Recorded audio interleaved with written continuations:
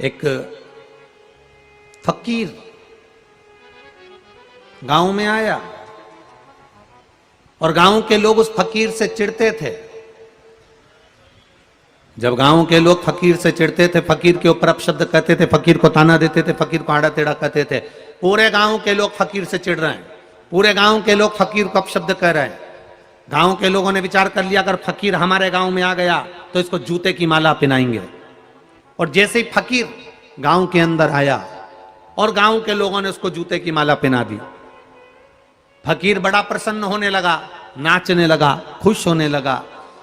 लोगों ने पूछा, तुम्हें गले में जूते की माला डाली है, तुम्हारे गले में जूते की माला पहनाई है और तुम हंस रहे हो, तुम प्रसन्न हो रहे हो, तुम खुश हो रहे हो?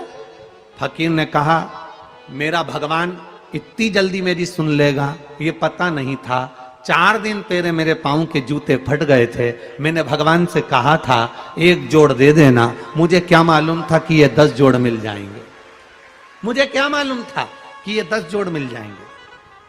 गांव के लोगों ने कहा, बताओ गजब का आदमी है, हमने तो तेरा अपमान करा है, हमने तो तुझे जूते की माला पहनाकर तेरा अपमान करा है। इतने में फकीर कहता है, भले कुछ भी करा हो पर मेरे मालिक का धन्यवाद है जिसने मेरे को पहनने के लिए 10 जोड़ जूते तो दे दिए, कम से कम उसमें मेरी प्रसन्नता तो है। गांव के लोगों ने फकीर के चरण पकड़ लिए,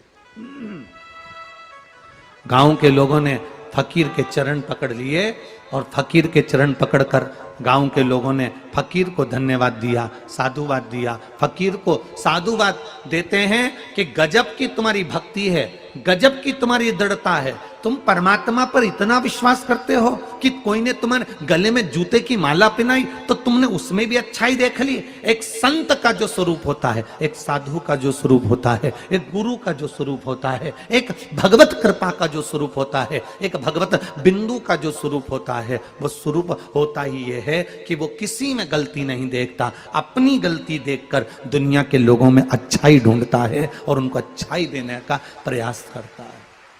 अच्छा ढूंढेगा, अच्छा ढूंढकर अच्छा देने का प्रयास करेगा, अच्छा ढूंढकर अच्छा देता है।